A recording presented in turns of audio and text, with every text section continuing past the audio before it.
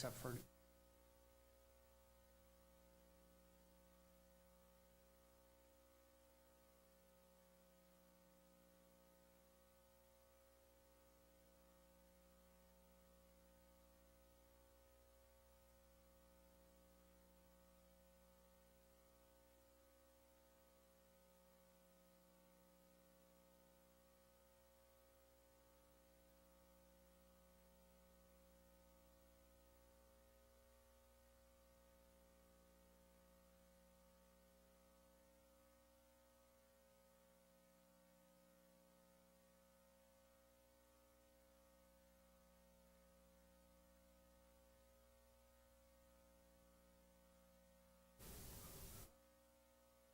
I when they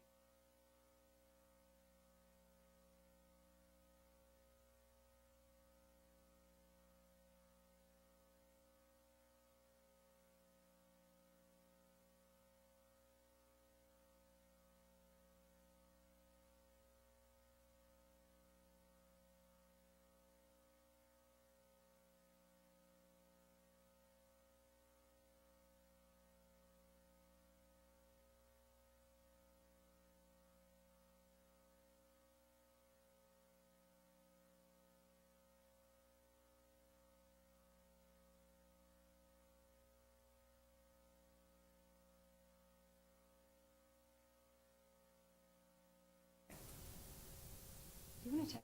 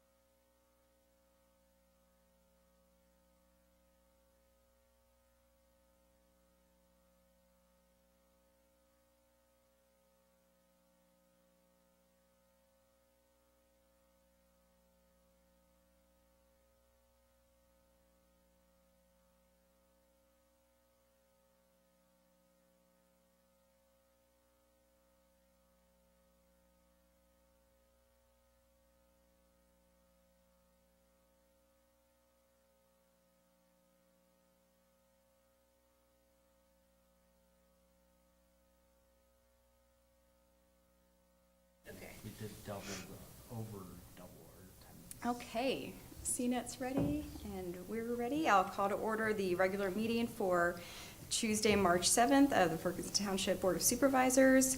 First item on the agenda is the Pledge of Allegiance. If we could all rise. I pledge allegiance to the flag of the United States of America and to the republic for which it stands, one nation, under God, indivisible, with liberty and justice for all. Thank you. And next we'll move to Ms. Wargo with announcements. All right, thank you, and thank you members of the public, board, and staff for attending the March 7th, 2023 regular meeting of the Board of Supervisors. This meeting has been properly advertised in accordance with the Pennsylvania Sunshine Act as a hybrid meeting with the option to attend online using the Zoom platform and in person at the Ferguson Township main meeting room. If you are joining the Zoom meeting tonight and wish to speak on behalf of an agenda item, please say your name, municipality of residence, and the topic you wish to speak on when the chairwoman calls on you. Prior to commencing the meeting, I have a few short procedural items to cover. First, members of the public attending via Zoom are asked to remain muted during the meeting to prevent any ambient noise from disrupting the meeting. If the member of the public is acknowledged by the chairwoman, they may unmute their microphone for the question or comment. Secondly, board members are asked to state their name when motioning and seconding a motion so that the minutes may accurately reflect the action taken. Finally, a roll call of the Board of Supervisors will now be taken to ensure that all members can hear and interact using the Zoom meeting platform. Please state your name, that you are here when you are called on. Ms. Strickland. Here. Ms. Stevens. Here. Ms. Stanini, I do not see in Zoom. Mr. Thompson. Here. And Mr. Gracie Griffin is not attending tonight. So, Madam Chair, you have a quorum. Thank you. Okay, next is public input for any items not on the agenda. If anyone would care to speak on anything not already on the agenda, can raise your hand, and I'm not seeing any. So we will move on to approval of minutes for the February 21st meeting. This is Patty. Motion to approve the February 21st, 2023 minutes. And I, Jeremy, will second that. Okay, any changes or comments on those? If not, all in favor, please say aye. Aye. Any opposed, say no. Okay. Up next is authorities, boards, and commission reports. And first is the State College Borough Water Authority report from Mr. Stryker. And I see Mr. Stryker, and we received your written report. Is there anything you wanted to highlight or comment on?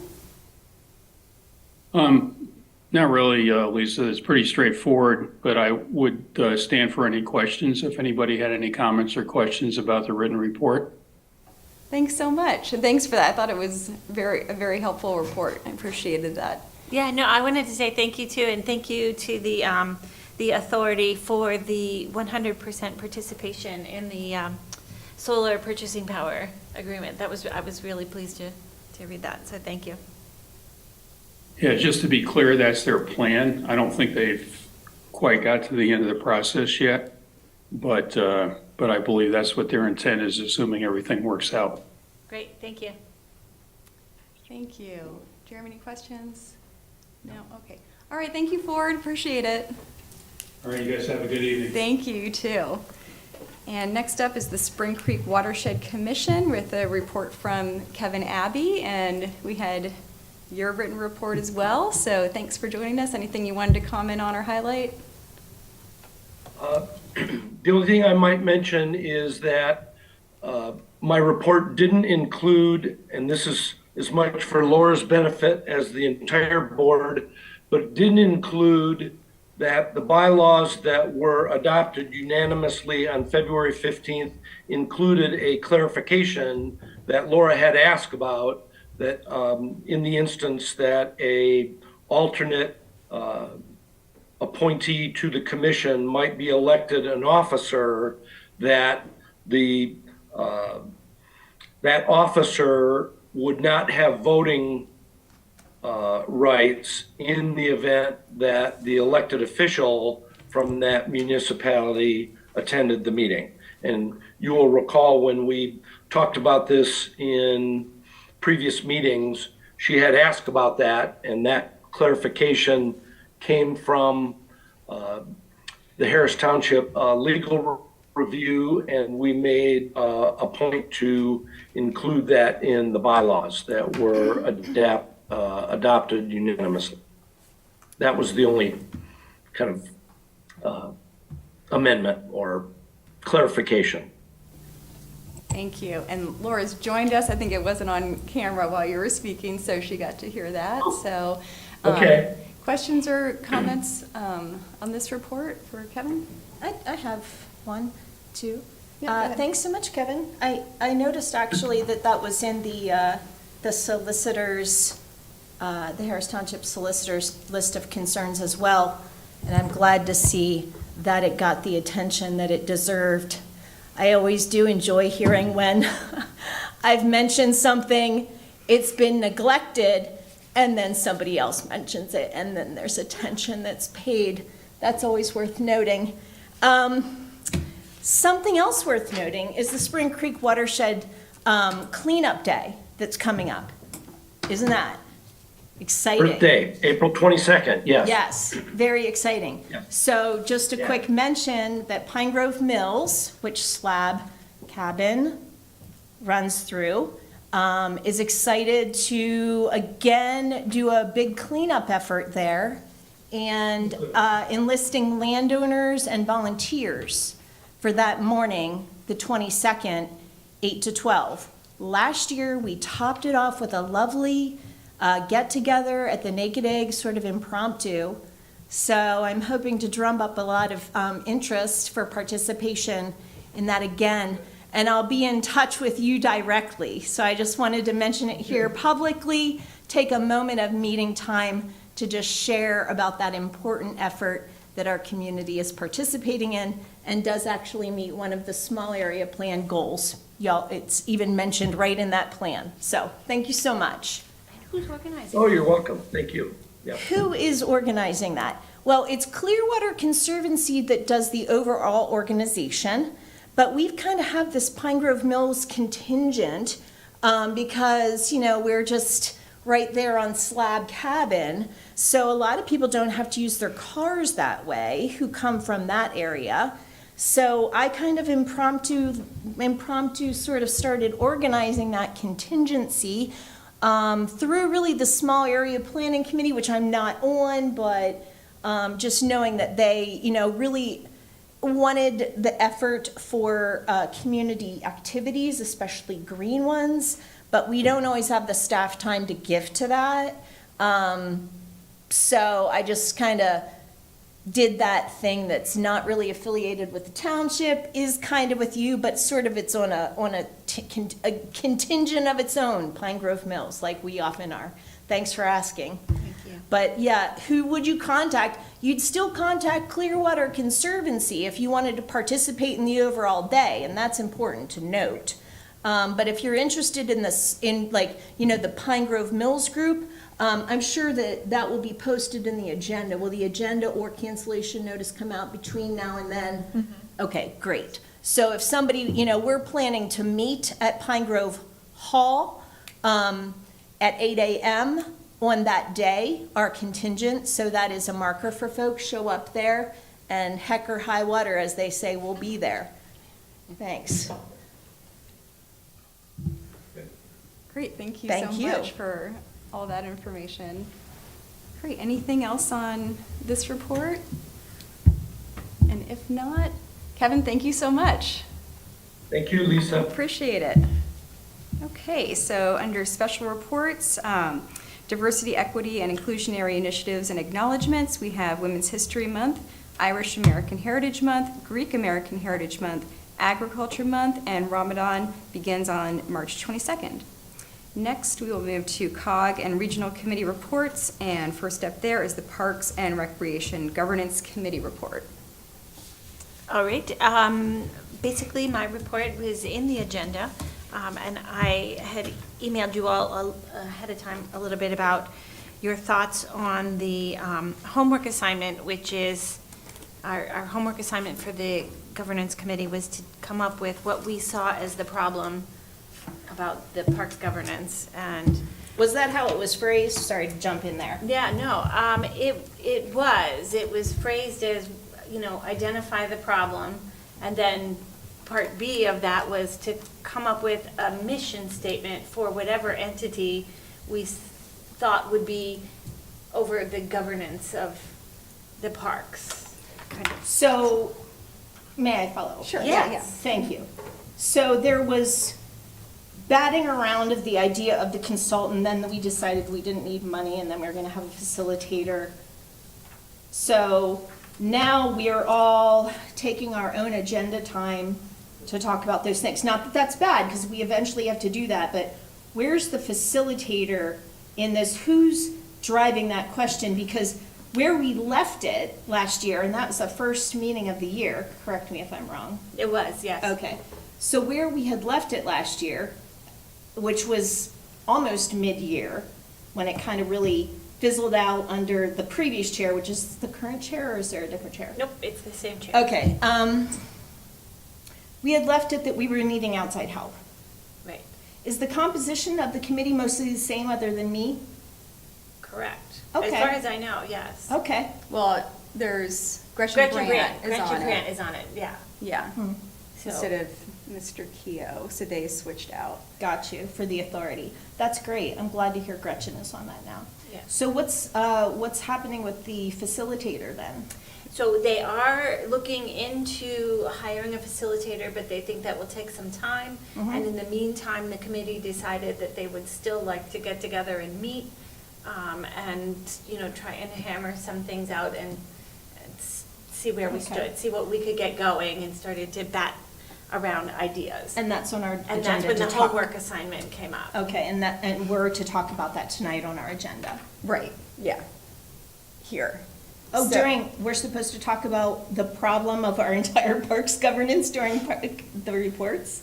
Well, let me say this first. I really like how that flow came, because I think we had been presented before with comments and questions from our park authority rep on governance, operations, funding, that kind of thing. Right. And so I think you as whoever is the representative to the governance committee, receiving very specific questions that we can deliberate on, Now? come to an agreement or not on, at each time when it's asked, and then clearly deliver that message back through the representative to the committee, I think makes that path of communication very clear and very predictable, so that we don't have multiple lines of questions, answers, deliberation possibly. So thank you for bringing that in the way that you did. And we had a heads up ahead of time, like you said, and so I think that's really helpful. I think, I have a couple of thoughts written down for those questions. Yeah, before you go on, but, right, I agree with all of what you're saying. If I misspoke there, let me take that back. I'm just curious about the agenda time devoted to this conversation and the expectation it would be now, because since it's in reports in the agenda, even though, yes, we do have the little box we check, right, that we're gonna have a discussion about it, this is a pretty big discussion, and we're supposed to come up with a mission statement for some entity that we're going to right now envision together and define the problem with the parks governance. That's kind of been done through that document that we had actually, turning back around to where I had, when I was on the committee and we had ended our time talking, I think that was the chair's decision.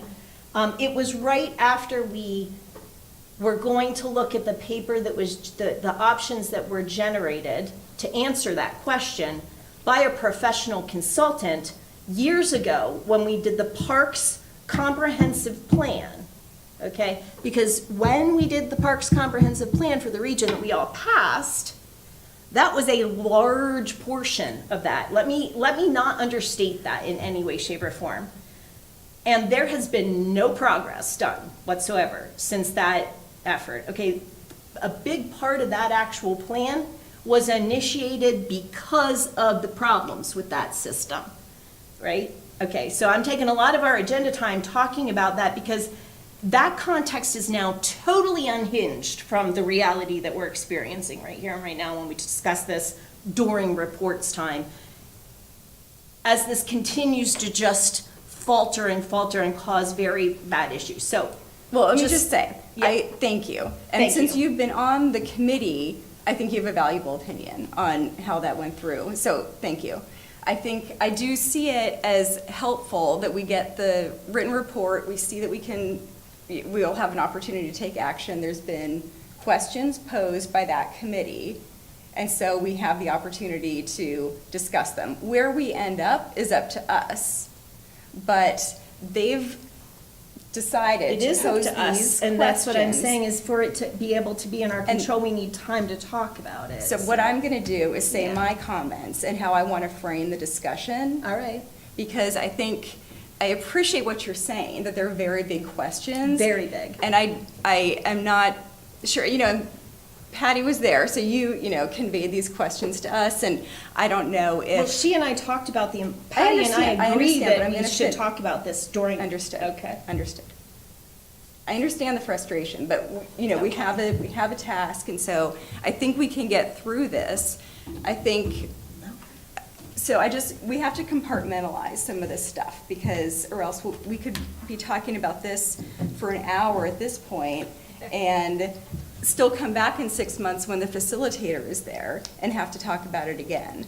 So what I wanted to do was take those very, very broad questions that they asked you and just give some input back on those so that the committee has more of a understanding of where we're coming from. So I'll share my thoughts, and that can maybe explain how I was looking at it a little bit. So on the first question, the first one was identify what we see as the problem to be resolved with governance structure.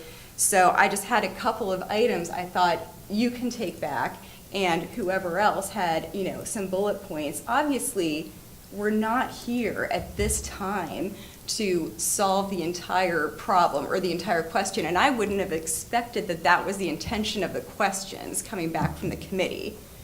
So that's impossible. So, you're still saying, you're gonna find a facilitator, so obviously they're coming for some initial feedback. That seems obvious to me. We spent the whole year answering that question, and we're treading water or grinding And our wheels. So that is a comment that we that's- should send back. It should definitely be a comment we should Yeah. send.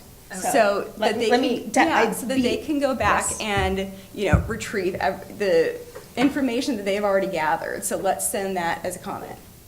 Yes. Okay. The first question, so identify the problem to be resolved with governance structure. You had given us a heads up, so we had a little bit of time to kind of think about those things before now. So when I think about it, what I see as part of the problem is that I couldn't tell you exactly what the structure is at this moment. So that's part of the problem, is not knowing exactly what the current structure is. I can say generally what it is for Ferguson. I can say, but I couldn't tell you if that's consistent with other municipalities. So I would say one is understanding the current system so that we can make suggestions. I'd say for general topics that need to be resolved, clarity and continuity of municipal and CRPR agreements. Those would be mine, and I'll send this to you too if that's helpful. Equity in funding, evaluate the need for the authority. Why do we have one? So explore that. And again, that's probably things that came up last year. However, they're going to incorporate past comments is probably a good way to facilitate some of that. So asking, what was already discussed. Let's have any other thoughts on question 1 right now that you want to share. And if there's something you want to follow up with Patty to come back to her at her next meeting, that's fine too. Like I said, I had just a few brief thoughts. I'll email them to you. Great. Just exactly what I've said here, nothing that I hadn't shared publicly. So I'm next. Yeah, I would concur with everything that you said, Madam Chair. Another observation I made, it seems like there's like a lot of layers and to the whole system, and not many clear, I don't know, some type of fogginess between roles and responsibilities is the word I was going to use. Yeah. Also, I do see a concern with the long-term sustainability of the whole program, especially in terms of cost. The Parks program? Yes. Okay. Okay. So again, we're just taking some bullet point Yeah. suggestions for you to come back with. Laura, is there anything you wanted to convey right now? Sure. Yeah. So on question 1, the problem with our governance system right now. I guess I'll refer everybody back to when we did the review of the COG structure, when Corey first came on board, during the complete disintegration of Whitehall Road Regional Park Management. That agenda item, when we talked about that when I was chair, and I was giving the overview of all the different COG departments, and we looked at where the authority was and how that was set up in that organizational structure as if it was part of it. But remember, right before that, actually the chair of the authority had really kind of lectured me because I had mistakenly talked about it as part of the COG. That is a deep error right there. So the Okay. role and position of No, the no, authority. No. We're trying to just get No. to bullet The points. structure Okay. that is represented in that organizational chart is a misrepresentation. It's done to show that we interact with that body, sort of, but not really. Because what it actually represents is that they have control over, as represented by the capital improvement program last year at COG, 87%, I think it was, of the proposed investments at that time. So in that big organizational chart with all those committees and all that staff, that tiny little sub-portion of appointed officials directs the business and the policy and the staff that that larger organization employs, does all of the payroll for. They then now share a solicitor, which caused huge problems when we were trying to work out what was going on with Whitehall Road Regional Park, because the two independent bodies would have been the COG and the Park Authority, two different, independent, legal, separate entities. So that's kind of what I was getting at too, is what is the role of the authority? But it's, And- no, it's, when you say that to the current chair, we're going to talk about things like funding and things like that. No, But then we're, I mean, So if I would could put down continue, too- though. Well, we've got to, this is. We're gonna high- wrap it up? This is high level. This isn't, that is very high level. Yeah. The org chart being misrepresentative is so I think that's a extraordinarily point high level. for Patty to take back. Yes. I mean, But- I would, and But I the was- dysfunction that comes from it is then Yeah, ignored, okay? And the duplicating every single thing. So the authority will do something, then it'll go through facilities and finance and HR and all of the COG committees. Why? Why isn't it just going Yeah. through all the COG committees? Why is the authority then, we're just rubber stamping well, it. that's what I was saying too, is why Why? is there an authority? Why is there even an authority? We That's- were there that was the last year, question. and then Yes. everything ended for political reasons in that Yeah. committee, And okay? That is So my we're not- question yeah. too, Okay. is why is there one? Okay, yes. Yeah. So. That's been my question all along, too. Yeah. Yeah. That is my question too. That's what I was saying. Like, why is there one? It complicates Yeah. everything. Yeah. It makes staff do double the work, and then they have 3 or 4 meetings a month. Yeah. And some of that's cleanup because of the severed system. The system must not be severed. The authority must not any longer be on the org chart. Yeah. The COG projects flow through the COG. It is so simple. We are making it so hard. Why are we making it so hard? Somebody's political agenda or feelings. It's so will- basic. Yes, and I hear you, because I have those same questions that Mm-hmm. everyone is sort of saying. So what I will do is, I will sort of summarize, if you send me your comments, that would be awesome. And then I will summarize what we've said here and work it into a problem and send it out to you all before I go back to our next meeting and say, this was what we said, so that you all say thumbs up or thumbs down, or, you know. And we'll meet again here before you Yes. meet again there. Can I Like, balance so- my statement before we move Yes. on? I think it's important to balance it. Okay. I see the light at the end of the tunnel. It's just, if we keep stalling, it's going to be a train instead of enlightenment, Right. okay?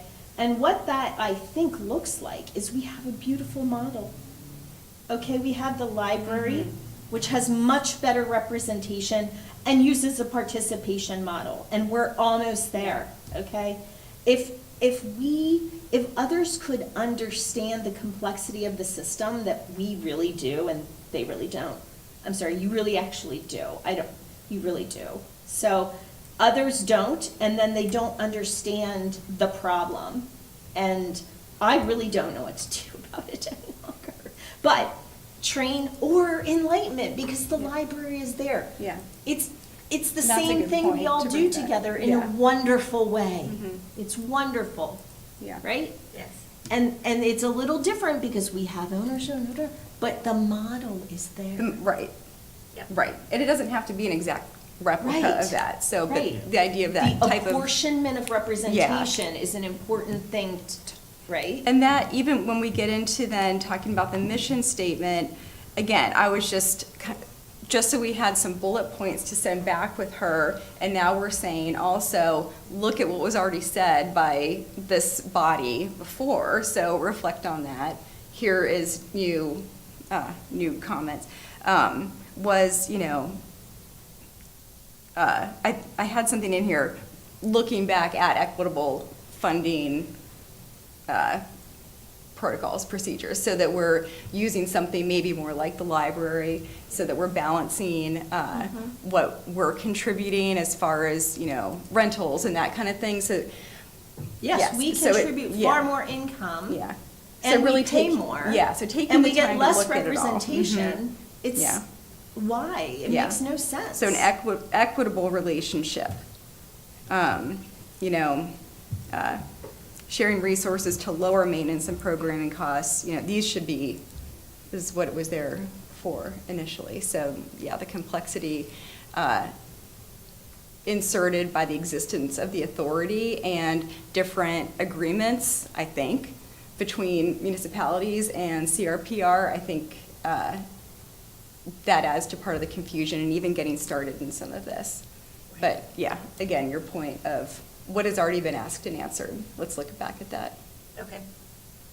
Do you have enough? I do have enough. From us? Yes, and as I said, I will sort of put it all together and then ship it out as an email to each one of you individually and get your feedback on it. And Patty, what's their expectation on a timeline for this to be aligned around a solution that's a reasonable solution that Ferguson is going to be okay with? Because there is no political motivation. Those who benefit from holding the power do not cede the power without a fight. And it's been years now, right? So the fight is on, the data, it's been forever all of that. What is the timeline? People talk about like, oh, it's going to be a whole nother year. No, it's actually quite simple. Rewriting all the legal documents. This is why I'm kind of cautioning us here. Yeah, that's going to be a pain in the butt for some lawyer that we hire, and that's going to be okay and fine. All we need is, we agree 1, 2, 3. No authority in this manner in governance. They can do fundraising that we drive if they want to do something. They can be advisory, but no governance. No governance. Once we decide that, then it's just a matter of hiring the people to do it. So what's the timeline for us to decide that all together as a group? right, I don't know. They didn't discuss timelines They at should. all. That's- Well, I know that they were working on it, and part of the problem then will become hiring the facilitator, and that sort of, while it is on their radar, of course, we know there's some other cog positions that need to be hired and sought after. Right. So, but as soon as I hear anything, and I can ask for a timeline at the So, next meeting. with all the dropping of major staff from COG, which is another item, of course, the idea then that the facilitator is going to come third, fourth, and fifth fiddle is one we can all really understand, and of course we're going to understand that. Well, you know what that says to me then is, if it's so simple, why do we need a facilitator? Is it to hold somebody's hand? Because we really don't need to then waste the time. Let's get in the committee, let's just say these very simple things and go from there. And that, I think that would be great if we present these problems and other people are like, yes, this is what we're trying to say. So maybe it will move more quickly in the manner you're speaking. Well, you know how Half Moon did it. The only way any municipality ever gets attention from the other municipalities in COG, Yes. okay, I hope it doesn't have to come to that, because the structure's not fair right now, and we're the ones it's unfair to. So we're the ones it's unfair to. So, you know, Yeah. we should be heard, not now the facilitator's fifth, sixth, seventh fiddle and, oh, sure, you have to understand that. Of course we understand that. We need a fire director. We've been well aware that we need a fire director. So, fine, don't do the facilitator, save the money, and then, like, let everybody hear our voice, that it's unfair to us for years now, and we've been saying it for years, and other problems in the park agency were really a major red herring for years of that us not being heard, so let us be heard now. Let everybody just look at the structure, it's as plain as the nose on your face, as they say. So let that be a comment. Let's come to consensus, it's unfair, and we don't need a facilitator. We know what's fair, the library model's fair, that's what's fair. Go from there. Okay. So I think you're hearing probably a consensus on, we like the library model. You know, I think that we support looking at something like that and reimagining what the authority is, what that body is. You know, Absolutely. and doing away with the actual authority, Yes. possibly, if that's possible. I know there's legal questions about that. Yeah. Right, so looking down that avenue, because I think that's kind of the main question right now, is does that authority stand or not? And we're saying, let's look at it not, and having a different type of advisory body or body that is fundraising, this foundation they've been talking about, something like that. Yes. So that's what I'm hearing is the interest. And I don't actually agree care with that that, much yeah. about what they do. What I care about, though, is that second question, that mission statement. The mission statement of the governing body is the mission statement of COG, and we already have one. Yes. Okay? It's just like every other COG agency. How about that? How about the Articles of Agreement is just like every other one? Right. You know, the mission statement is actually COG's mission statement. Yes. We don't actually need to worry about the other thing. Again, let's not spend staff time diddling around with a mission statement, because we know how many whiteboards that takes. No, I agree. Right? Then that makes me, The my mission homework statement of easy. COG is 'cause I just COG's do the mission COG statement. We did that. Yeah. Yeah. Yeah. So I think that's good feedback, all of that, for you to bring Thank back, you. and will hopefully help Yes. move that train, like you said. You know, I feel keep like it- it's moving a train. I keep had it to moving forward. I was either not gonna come here at all, or come here and just finally, like, we have to break through this barrier. Yeah, and I think, not agreeing to not hold off until there's a facilitator. Yes, yeah, keep meeting and keep bringing this stuff back to us so Oh, we was that can even a question? talk. Was that a legit question that was sent to us? Should we not meet until a facilitator's hired? Yes, Was that a that was- question that that was the part of chair it, like, posed? it Did the chair was. pose that question? It was, should we still continue to meet, or should, and we I guess he's we all busy agreed. monitoring Whitehall Road Regional Park. Right, good, okay. So do you have everything you need from us I on do, this? And I do, I'll thank you. email Thank you you. what I had shared. Okay. Up next, HR committee. All right. So I met with the HR committee on March 1st. We looked at the fire job descriptions with the promotion of the equipment technician to captain of special operations. The staff had proposed the creation of a part-time equipment maintenance technician to complete equipment and building maintenance at the 4 Center Region Fire protection locations. It was anticipated that the Assistant Chief of Special Operations will remain vacant for the foreseeable future. So in preparation for the future, staff reviewed the job description, recommended a couple changes to the certifications required on that. We also had an update of the classification compensation study, which has taken on a little bit more time than anticipated. Consultant has experienced some difficulty collecting data and had to expand the list of comparable communities and organizations so that they could collect enough data to successfully complete the survey. Staff has been working to identify an approach to an implementation plan that would be phased by priority, and then as a committee, we discussed that amongst ourselves, and then that was it. Thanks. Questions for Jeremy on HR? Could you define foreseeable future? Just bringing a little accountability to the COG foreseeable future phrase. I'm concerned you had maybe offered me some information that the public doesn't have. I'm really interested in the public having the information, you know? Do we know? You had mentioned that that was maybe gonna be shorter than I was worried about, or the fire director? You're talking about the fire director. Yeah, sorry.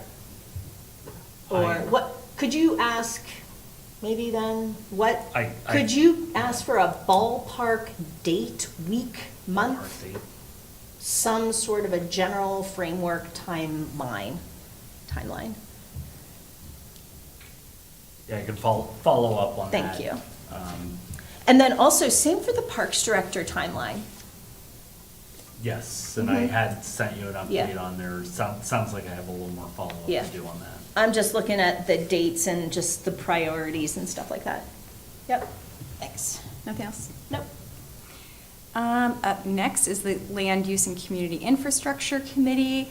My report is in the packet, nothing to add to that. The item that I was requesting feedback on is that there's a comment period open on the one study that's been done, the Pell study for the State College Area Connector. So there's a comment period open right now until March 19th. I know we meet again on the 21st, so we'll be a couple days late with our comment if we decide to send something, discuss something now, maybe, finalize it then at our March 21st meeting. But I didn't want to miss the opportunity entirely to send some comment in if there was something that the board any member has been thinking that they wanted to present as a comment from this board. And there will be,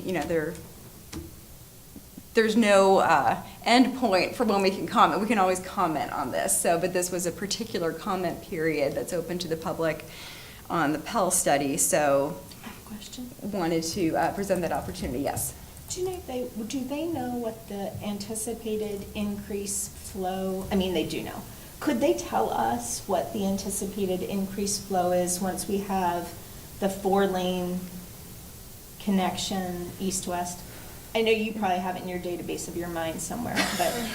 I'm trying to think of Yeah. that. I think they have a lot of projections. I'm looking over here at Jenna thinking she probably has the same pictures of reports. They do have a lot of projections, so if I can go back and look, Just that probably in one. some previous agendas. They have to know they're building a road. One of the things they have to know is flow. Well, I'll tell you So- this, in the, either in this report or I see that the CCMPO is not attached here. I'll have it attached for the next Thanks. board meeting. Thanks. In there, sure, there are links to PennDOT's webpage for the State College Area Connector and Yeah. Pell Study and all those different things, so I don't that's. think the flow anticipation in the future's in there. You They're don't kind of like think- squirrely about Not that. in the Pell Study, but on the page, the PennDOT Yeah. pages for that, that's where I'd be Yeah. going to look. Okay. But let me look and That's it see, right now. because Cool beans. Thanks. yeah, that would be one place to look, I'm so. up and running, so. Yeah, the one comment I had made, and it was encouraging the Lucy Committee to send in, was that even moving forward with the State College Area Connector, we know that construction won't be done for a decade, and so what are we doing in the meantime to mitigate all the safety issues we know are there now? So let's see the plan for that, or the lack of one. So either way, and those are things that we can try to get through on CCMPO on the tip, if there's something that we could actually get funding for to add. So hopefully we can move something forward there. And if there's nothing else on that, and I'm not seeing anybody really interested in, yes. You were saying about funding in the meantime, were you thinking, or was there maybe a thought of kind of like what they did over at the I-80-99 interchange? I remember a couple years ago, they put in they found, they put in a permanent signal that mitigated some of the congestion there until, at least the full redesign is done, and I think they even expanded the off-ramp, so, stuff like that. Are you thinking? Well, what they had presented when, in a very early stage of looking at the alternate routes, was a no-build option, and that only had traffic calming measures along existing 322. And so going back and looking at that, what are some of those that could be brought in now over the Now, next okay. 10 years? And those were from as little as things like the dots that are already painted to, maybe some bigger things. So it's something CCMPO would have to look at, but that was the comment that I had made Perfect. then. Okay. So I'm not seeing any interest in sending anything else at this point along. So we can always come back to it if there's something in the future. So if there's nothing else on that, we'll move Seeing to. that information on here, Oh, but, okay. but Okay. it doesn't mean it's not It's- there. right. It's not Okay. readily apparent, so those guys, Zagat or whatever, Mr. Zagat has Mm-hmm. it readily apparent, so Yeah. just, what are their anticipated flows? Because that relates to public safety, right? And I learned through public safety that there's supposed to be this pot of federal money that goes to emergency services because of big roads, like I roads, right? Because they have a lot of high, blah, blah, blah, right?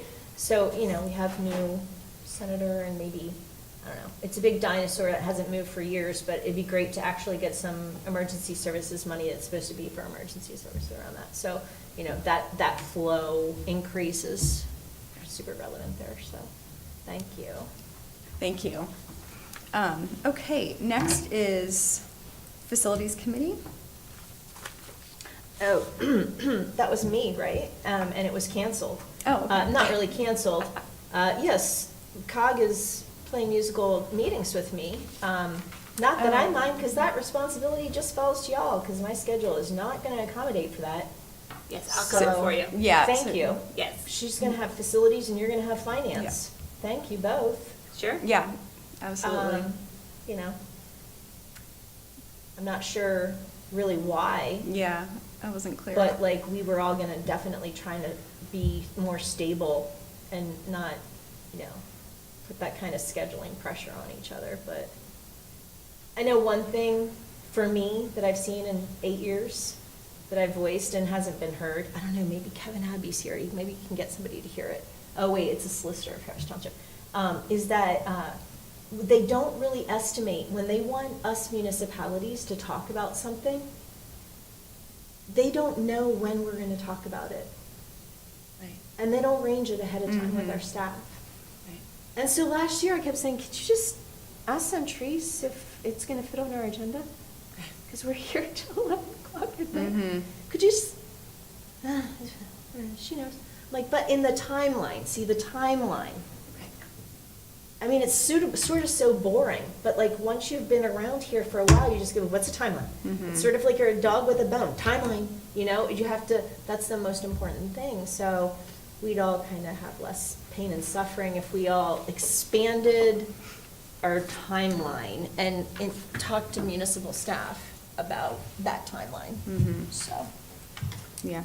thought, did I pat 1,000 billion Yeah. times? Thank you for letting me say it out loud again. Yeah, no, the timing, yeah, absolutely.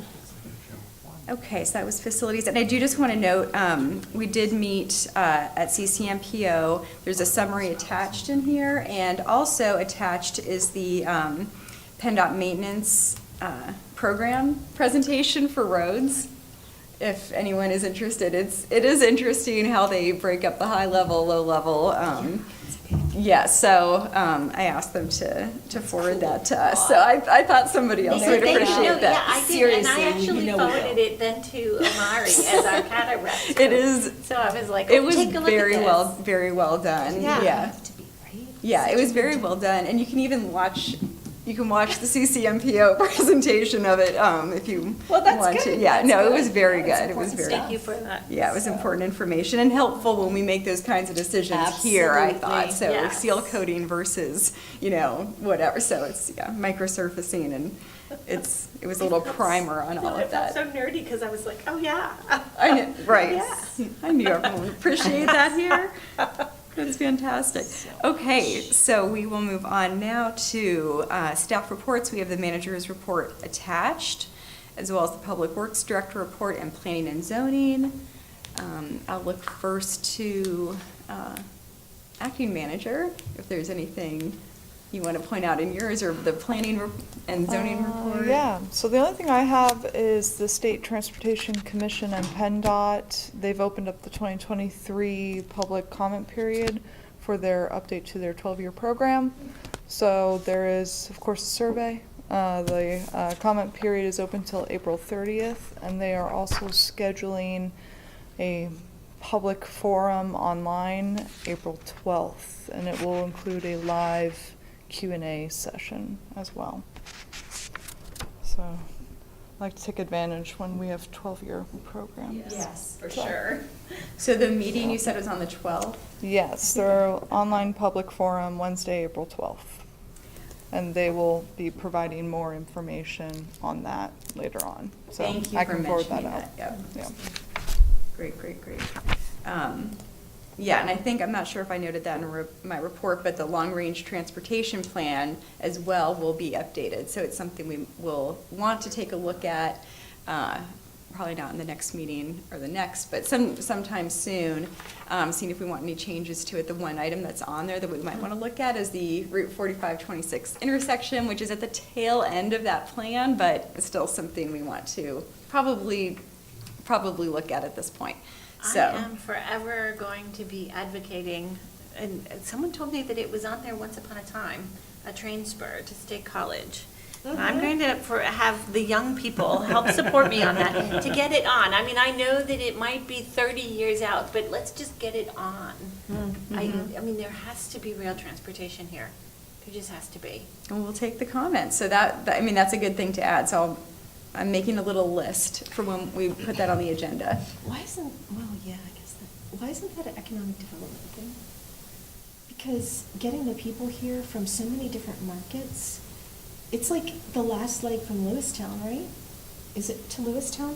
Well, Right? it could- The Amtrak to Lewistown, right? You can It still goes get it to you can Lewistown, get it or is to it like Lewistown. shortened now? Tyrone. Or is it less? No, you can still get Lewistown. Lewistown, Huntington, You guys weren't Tyrone. answering, I'm like, holy heck. So there is Okay. one round trip daily in Lewistown. There Okay, is there's a one. proposal for two, and Okay. my understanding, PennDOT did give Norfolk Southern some money for track improvements between Pittsburgh and Harrisburg that when Were complete. passenger related?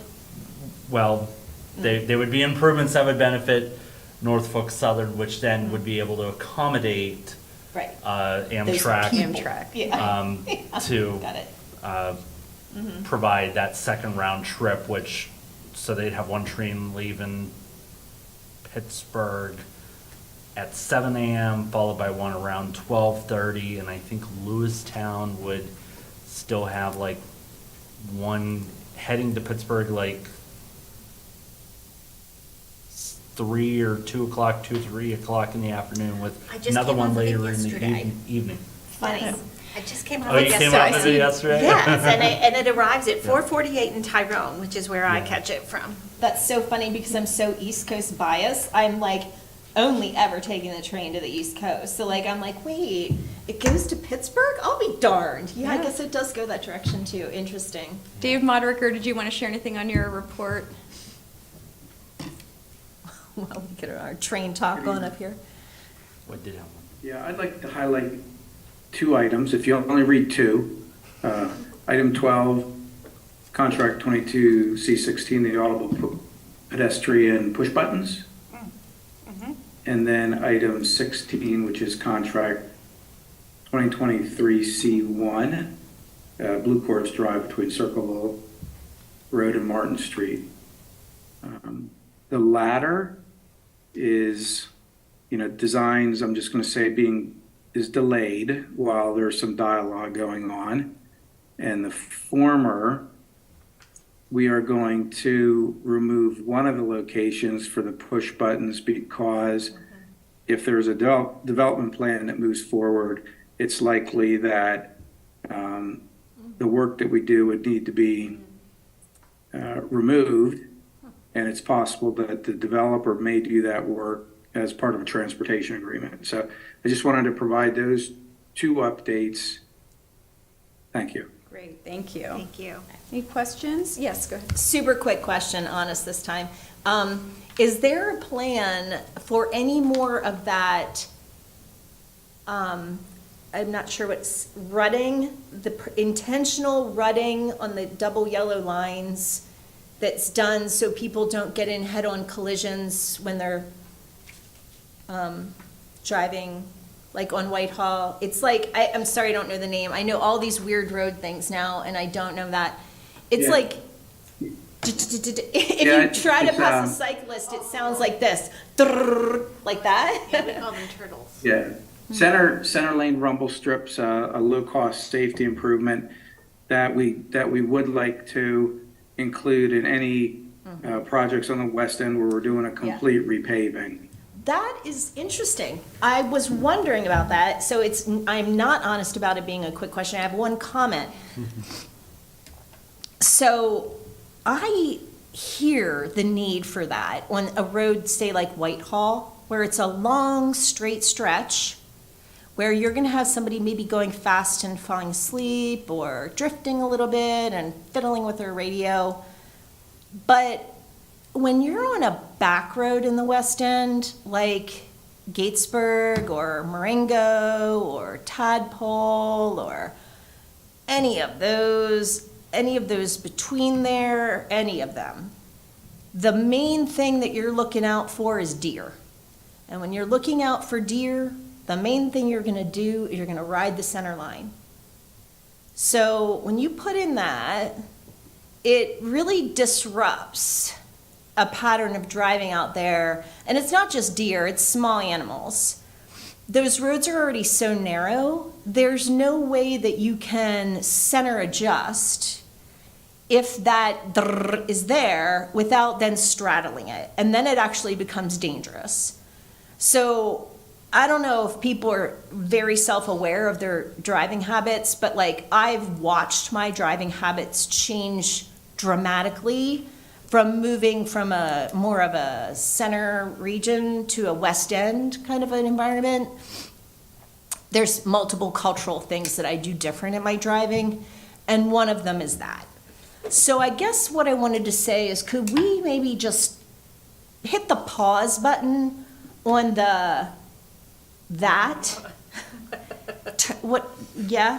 on those windier roads, if there are any intended for this year, until we can maybe survey the West End about that, because, you know, if you probably did like a survey of animals you hit or didn't hit and tried to avoid versus head-on collisions you didn't have or tried to avoid, probably animals is like hundreds for people, you know, so many in the tens, but head-on's not so much. So that's a lot, but it also then, see, the other thing it does, I know it does deter people from fully engaging over when there's a cyclist there. So even on Whitehall, I'm not a huge fan, but again, I understand. But I guess the tool and those windy roads, I think it's going to prohibit people from driving in that way they're accustomed to. And I know old chief and I used to, like previous chief, I meant to say. Former chief. Former chief and I talked about that center adjust that you do at dusk on. You're just wheel touching that center line, so you can move everyone you need to, but boom, it's right there. So Yeah. just that's a lot, but it's sort of a weird nuancey thing that others might not, you know, really know if they don't drive out there all the time at night. So Well, I was going to ask what's coming up that's related to Yeah. that, because I agree that it can make you hesitant to pull over that center line when passing a bicyclist. Just on Whitehall, I think is the only place that. oh no, there's a bunch out there. that I Oh. notice it. Like I drive that road every day, so I notice it a lot.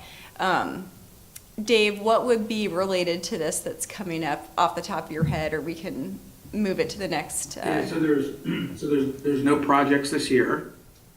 I can make a point to try to call it out in the capital improvement plan to have further discussion if you'd like. I can bring back some additional information, you know, regarding some studies that have been done and research on how it improves safety. If in the end the board doesn't think it's appropriate for our township roads, then we won't put them in. Thank Thank you, you. Dave. Very helpful. So much. Sure. I want to see how Rhonda's going to put that in the minutes. Yeah. Sorry about that. Dave, do you have a name for those things? Did you say it already? Center lane rumble strips. Oh, it is Thank rumble strips. you. Okay, thank you. Okay. Sure. All right.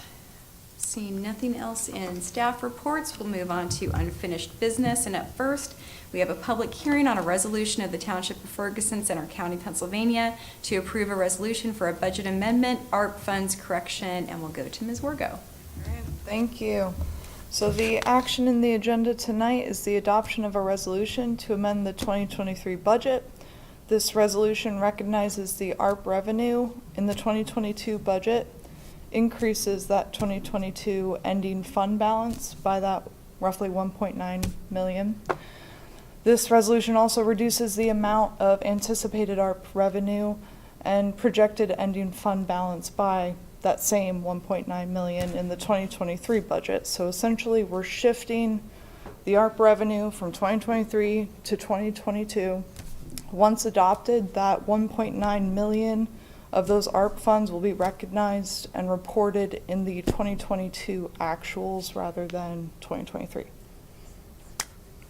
Thank you. Okay, this is a public hearing, so I'll open the public hearing for any comment on this item. I'm not seeing any, so I will close the public hearing and I'll ask for a motion. This is Patty. I move that the Board of Supervisors adopt the resolution amending the 2023 Ferguson Township operating budget. Is there a second? A second. Thank Laura. you. Okay, any discussion? And seeing none, we'll move to a roll call vote.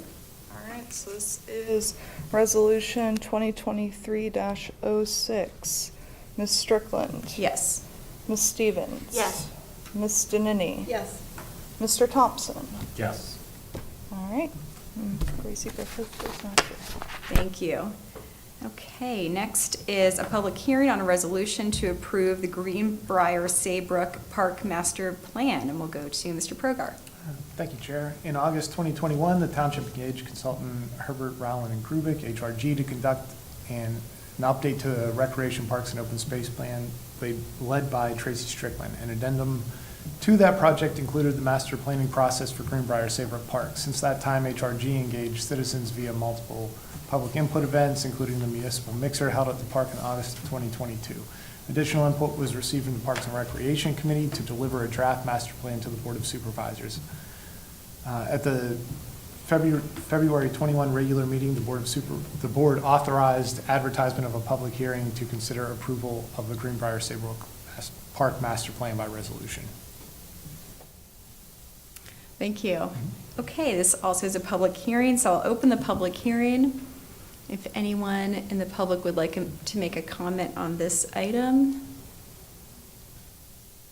Seeing none, I'll close the public hearing and ask for a motion. This is Patty. I move that the Board of Supervisors adopt the resolution for the Greenbrier Saybrook Park Master Plan. And I will second that. Jeremy? Thank you. Any discussion on this item? I'm assuming all the changes were made. I didn't go through. I every single saw one of them. You did. everything Thank that you, we Eagle had Eye. noted. I Fantastic. didn't, everything I remembered that we Yeah. had said, so I could have missed something that but I assumed the way the markings were done, I trust that Yeah. Ms. Strickland caught everything Yeah. in there because it was very Thank well you. done, so, yeah. And then I will follow that up Yeah. by saying thank you again, Ms. Strickland, for your work on this, really, and HRGs. Thank you. Yeah. Same, that's my only comment, is thanks so Awesome. much. Thank you. Thank you as well. Okay, if there's no other comment, we'll move to a roll call vote. All right, this is resolution number 2023-09. Ms. Strickland? Yes. Ms. Stevens? Yes. Ms. Denneny?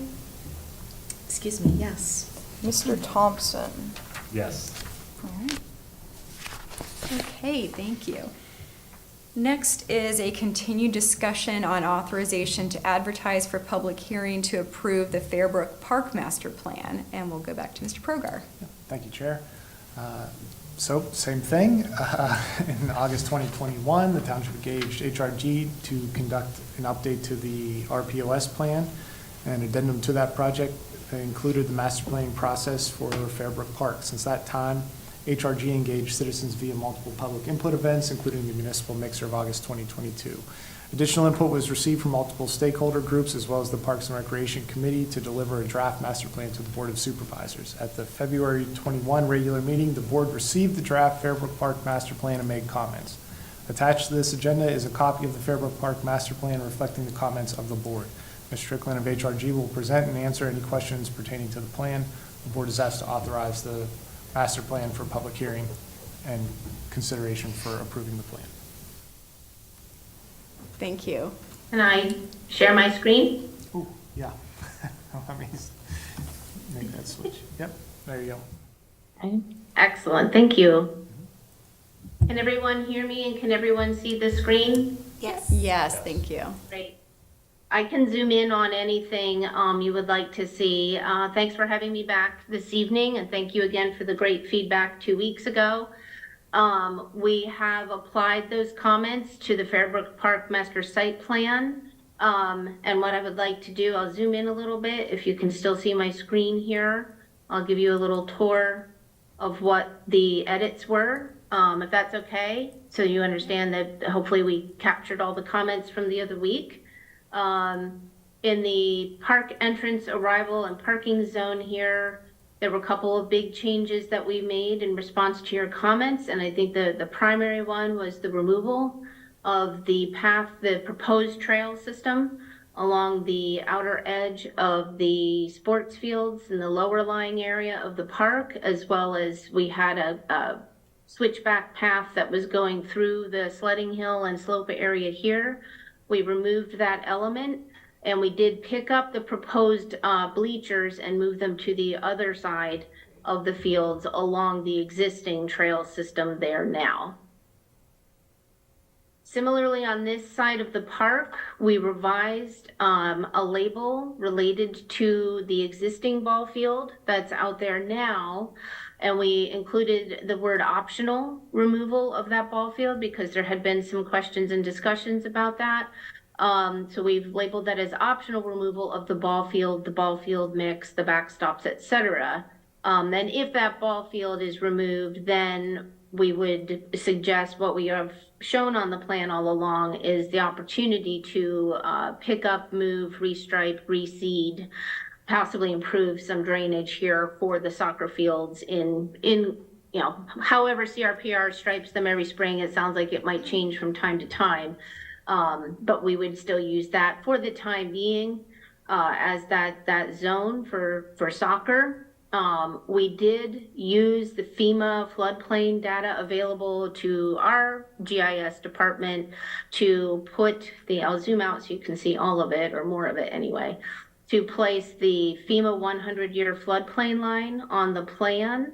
Note that it overlaps the property line a little bit along the edge, at least the line that we have does, but then it comes back into the park. So it kind of makes this kind of long, skinny loop, if you will, down through the parking lot.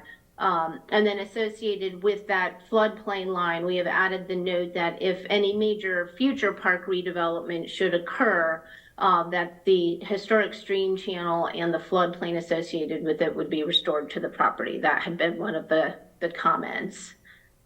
The other thing we did, because of the location of the floodplain line, we picked up our proposed optional storage shed and moved it out of the floodplain line. Just because putting new little structures in an area that could be damaged by a big event, we'd like to prevent that. So we did relocate that, and then we did relabel that also to simply be an optional proposed storage shed. Does not have to ever take place. Those were the big changes in this area of the park right here. The area in the middle of the park along the existing proposed trail where the playground is right now and a potential future expansion of that play zone, we did remove the trees from the front edge of that area to maintain sight lines from the rest of the park, at least the lower area of the park up to it. Bear with me while I scroll down. Sorry, I don't want to make anybody car sick here. I'm going to scroll over to the left a little bit as well. When we get towards the upper area of the park, we removed the pickleball courts. We removed the ball return wall. Not hearing any comments about the bocce court, we left that in there because we thought that might still be attractive to keep on the master plan for a potential future thing, and it's quiet. It doesn't make noise. So we did still show that on the plan. We also did add a walkway connection, an accessible walkway connection from the dark gray is our proposed trail system in the upper area of the park here, so that you could walk straight onto either of the two proposed playground areas right here. And then I scroll to the left a little bit more.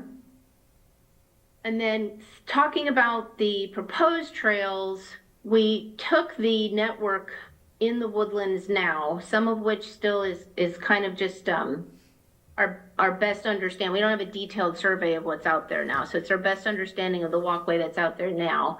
And we put that back to existing trail system to remain, and we changed our label here simply to say existing woodland walk and gravel path system to remain. We took the mountain bike course reference out of there.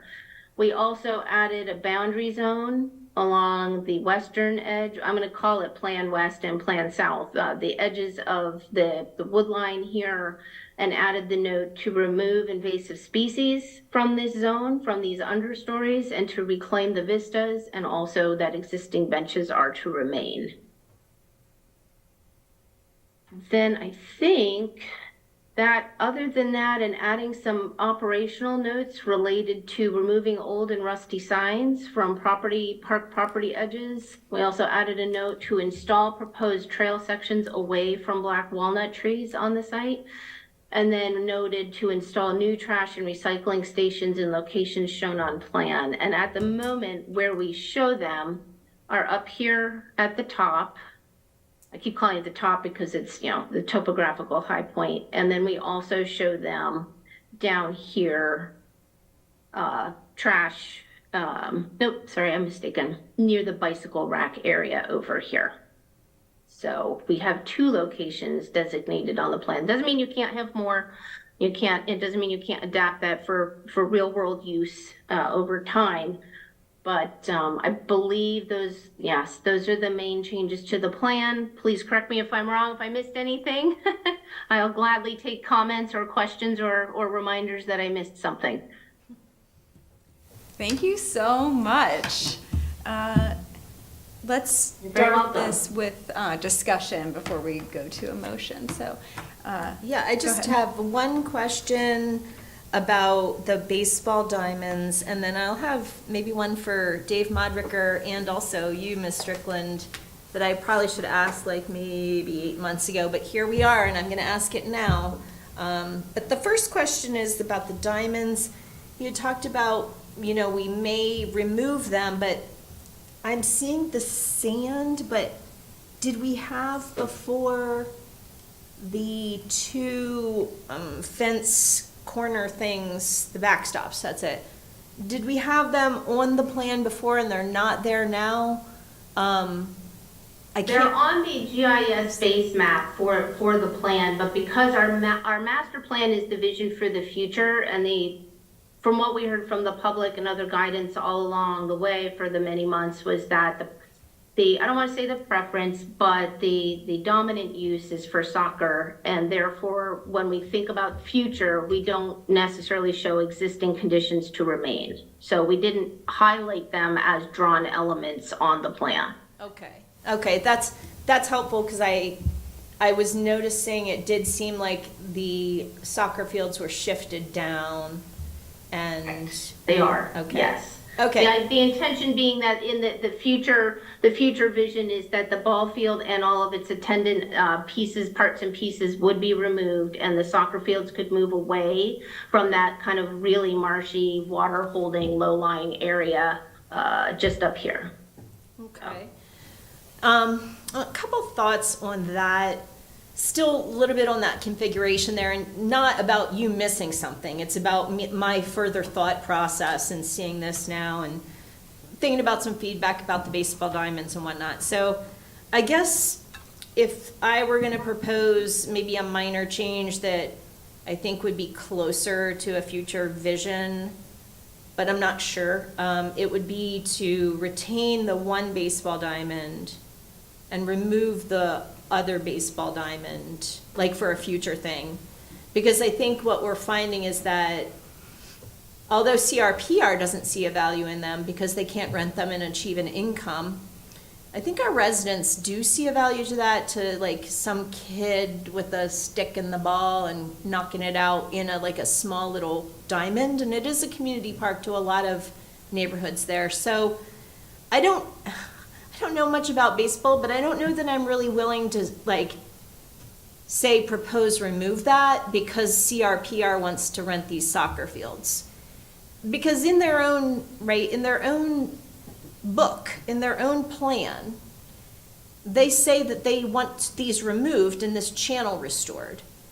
And what I found out in doing some community questions about this, which is opaque to us because of the problems with the governance committee, governance structure, what I found out is that at least one soccer club person, coach, told me that the fields that are over, not in the floodplain at Spring Creek Park, they're not in a floodplain, not our park, right? But again, CRPR is region-wide, we're just us. So when we're investing our hundreds of thousands of dollars in a floodplain, right, we're also thinking of other regional assets. So I said, I never see teams on that, ever. I'm over at that park all the time in the summer with my granddaughter. Why don't I ever see a team there? This soccer coach said, oh, well, there's a priority use agreement for it. I said, no, there's not. There's only a few priority use agreements in the region, and believe me, I know about them. They're at Whitehall, and I don't like them. And oh, yes, he insisted they have one, and even if they don't want to use the field, the coaches, he explained all this stuff to me, they just keep them open for that group to use whenever they want, and then tell us that they need this so bad, which conflicts with our climate action plan, and really with the use of this park. Like, in this day and age, for us to make a master plan that says, in any way, shape, or form, we want to maintain this and perhaps level up in any way with soccer here is just completely contrary to our policy direction. And I know CRPR has a ways to go in that, because even though they put it in writing, they probably don't really understand how much they have to work with the municipalities to achieve that. And that involves giving us data and changing the way that they rent fields and various things, right? So we have a ways to go with that. But here, our job is to think about how in the future, 5-10 years, I guess this will be good, how this is going to play in when they catch up. So I still would like to see us not valuing these soccer fields in the future while maintaining them now until we can get everyone else to catch up. So when I'm doing that, I'm also not, even though like right now, this in the future picture, the storage shed is sort of out of the floodplain. I know that area. It's up on a little hill there. Also, though, in the future, it's then further away from the fields, but also in the present now, it's really close to that place where all the parents who are in a big rush to come out, because they out far in the West End, they pull into that place where they shouldn't, that's like a bus stop on the road, and they let their kids run down that hill there. Sometimes the coaches used to even drive down on there.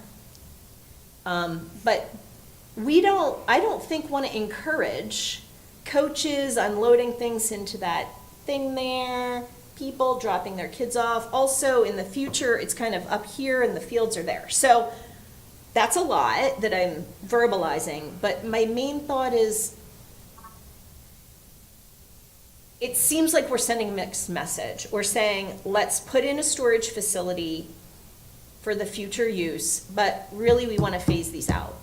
So if I'm going to pick one or the other narrative that's a cohesive narrative, it's we're maintaining them now, we're phasing them out, we're not investing in the storage facility. Can I just clarify, the storage facilities also for soccer, or you mean for all sports? Because it was, the request actually came from the Celtic Soccer Club, who Right. uses these fields Yeah. at this park exclusively, at least right now. They do, and I talked to somebody with them, and for years now, you probably don't know this, but we've had an issue with multiple soccer clubs that CRPR allows to keep their equipment out there, but they don't, whether there's a storage facility or not, it's not being stored properly, and it's been a real problem. So one of the things I've written on my list is policy for CRPR's use of facilities such as the storage shed. Because us doing this without a policy in place, it's like, it's again just gonna pile on to the whole governance mess. It's gonna be, bleh. So, like, I don't want it on the master plan. I see, okay. Because, I don't want Okay. the storage shed there, because the intention for the soccer fields is that Spring Creek Park that has the fields, they go there, they don't drive, they're rented out, they use them, everybody's happy, the fields are there. You know, if we look at our comp plan, we provided all of the fields we need to provide. And we'll be providing more of them when Whitehall's on, right? And these two could be removed and we'd still provide that many fields. And we talked as a board about how we don't want to provide fields out here, how we want to provide them at Tudak, because that's our like Barnell Road. So if it's hard because we do these little silos of dialogue, but we really should be looking at that larger picture of where do we really want these fields to be. We want them to be at Tudak. We don't have the opportunity to change that plan right now, but if we are of the mind that they're most benefit at Tudak eventually, then we don't make a master plan for the future that involves a storage shed and maybe moving, I don't know. I don't really care about moving them because really the movement is, that's floodplain and the movement is where the people are. Maybe a smaller soccer field for, again, the kids in the neighborhood, but more like a suburban park kind of a thing. I don't know if there's a little activity space. So that's a lot for that, and that's the only comment I have for that. And then the other thing is I wanted to ask Dave Modricker, and Dave, I'm sorry that I didn't say this months ago, but remember how once upon a time we made our green infrastructure and parks policy? I honest to God didn't even make sure that it made it into our open space plan. And I'm just at this stage where I'm like, oh, we made sure that that policy aligned with our grass and weed ordinance. So we actually made sure that policy aligned with the ordinance, but then we didn't make sure that it aligned with the comp plan, our comp plan. And I'm not crying over spilled milk if we didn't do that, but it is sort of a lost opportunity. And the why I'm looking at it now and realizing it now is because Fairbrook was the pilot for that and the grow zone. And even though we talk about the no-mow as being part of that policy, all of those things are grow zones. So I don't know if we have that in the comp plan. So that's for Dave and Tracy. Did we get that language of grow zone in the comp plan at all? Do you mean in terms of like a plan recommendation? No, just like, I just don't know, Tracy, if it happened to make it into our, I'm sorry, I'm doing the shift, and if you don't know, you don't have to answer. Into our but- parks and open space plan. Yeah, did Okay. we talk about grow zones, those specific words, do you know? Yeah. Oh, thank you. Yeah. Yay, thank you. Yeah, no, and I, Huh, I'm so don't happy quote about me, that. I think we noted in the text for, Great. I want to say, the recreation facilities chapter, I think in general, and then Wonderful. in a couple different locations within that chart for plan recommendations and implementation, I think it lands both in park maintenance as well as the sustainability section, number 11, where we do talk about, I don't know if I call it specifically grow zone, but I know we note a couple instances for LOMO mixes, native pollinator meadow mixes, and other natural native landscape habitats, and using the parks and incorporating them in future master park site plan designs.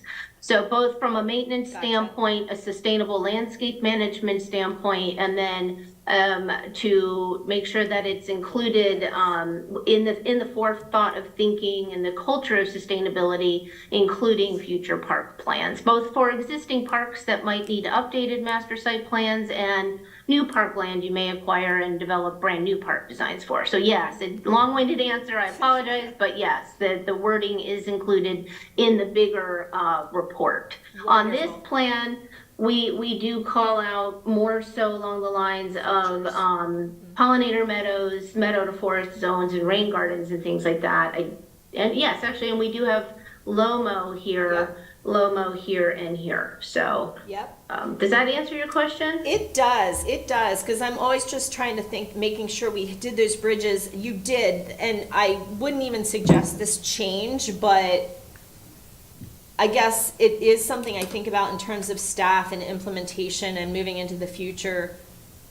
Yeah. But like, we kind of went around and around with this when we made that policy and that ordinance, but kind of, I think what we decided is that the low-mow, the meadow, the native shade tree area are all grow zones. So when I look down at the legend, right? Yeah. And then I know if I'm a staff person in Public Works, any of those areas then are signed with our grow zone signs, and that's where that policy of green infrastructure and parks comes in.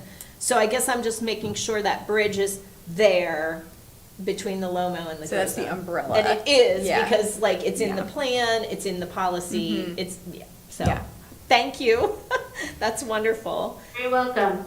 That's So it. Yeah. Did you want to make a motion? I'll take other questions or comments, and then at the end, I'll just confirm, if you want, we can remove the storage shed and the label from the plan. We can remove this lower soccer field from the plan and show the existing this ball field to remain, but the smaller ball field and whatever remaining fence to be removed. Am I hearing that? Maybe that might be the way you're heading?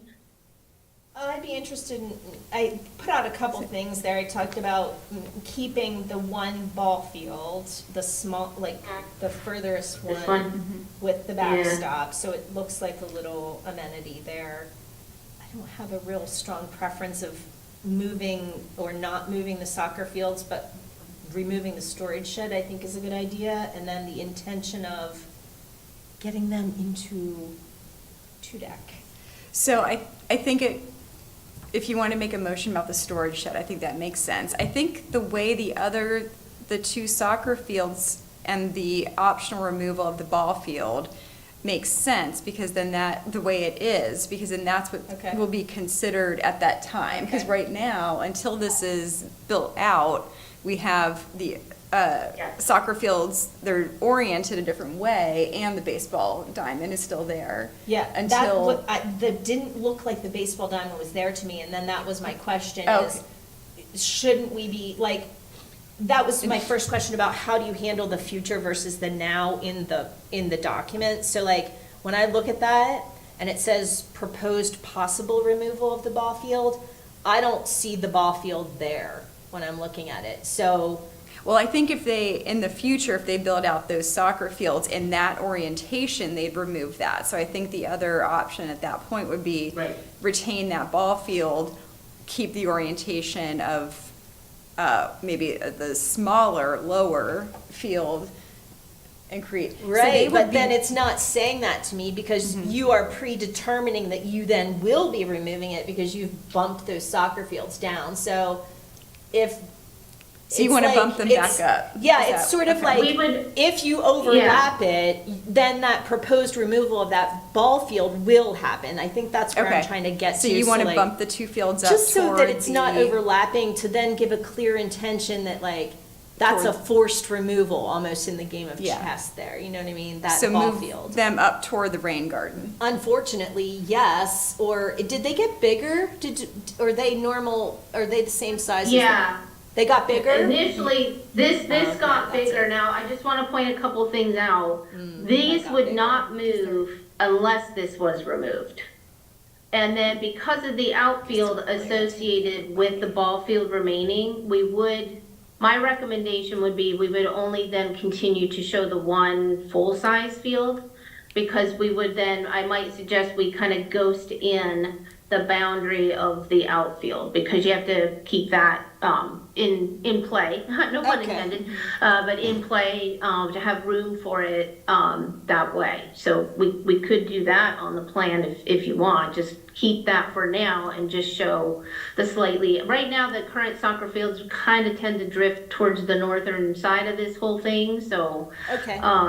The other thing we could do, I don't promise, but we could try to rotate these fields. And again, part of it, my understanding from CRPR is they go out and they stripe it for whatever field configuration the programs actually need. And they can be smaller, several much smaller fields. These are just kind of what I would call standard size fields for a master plan. But they may have several smaller fields they stripe out because it's just, temporary paint or chalk, right? For whatever programs are gonna be used, for any particular season. So Right. you're not beholden to this configuration at all. Got you. If that Okay. helps. Thank you. I actually I understand my own confusion, and it's definitely in the wording and in the depiction. So I would like to not make it overlap and change the words to convey the thing you said, that the intention, see, the way this is, we've got proposed youth soccer fields. So what we've said in our language of the master plan is, that's not an optional move. Actually, it's a proposed future move. That is the proposed future move. And if that's the proposed future move, then the optional isn't optional of the removal of the ball field, because it does then overlap, unless you're saying that what you want to do is maintain that overlap. So what I would say is that what you want to, if I heard you correctly about what we're trying to say here, which probably still isn't really aligned with what I want, but I'm playing ball, so to speak, would be optional proposed use soccer fields, and then optional removal of ball fields, because then they're both optional, and then they're moving together and blah, blah, blah. So. And then it's assessed at that time. Yes, I like that. Because this is, And, yeah. yep. So do you want to? And I guess, and I apologize, in my realm, the word proposed is synonymous with optional, but I'm happy to put that extra clarification to the proposed use soccer fields label. And then it sounds like you would still like us to shift the soccer field symbols off of at least the diamond infield, is that correct? I think that would Would be. that help too? I think it's wise, because even though we talk about mixed-use fields, the moment you actually try to implement a mixed-use field, you get people screaming at you from every direction. So, yeah, Okay. no, I don't think Let's we not should, have yeah. that. So you can move them toward the rain garden. A wee bit. Yeah, then and we take can, them off again, of we the can baseball. even fold back, once again, the extent of that rain garden, again, just to give a little I feel like that's the buffer best of room. all. Again, no pun intended, between that potential, zone and this, and then we'll slide them up, and then, we'll see if we can ghost in the outfield, again, just to have that.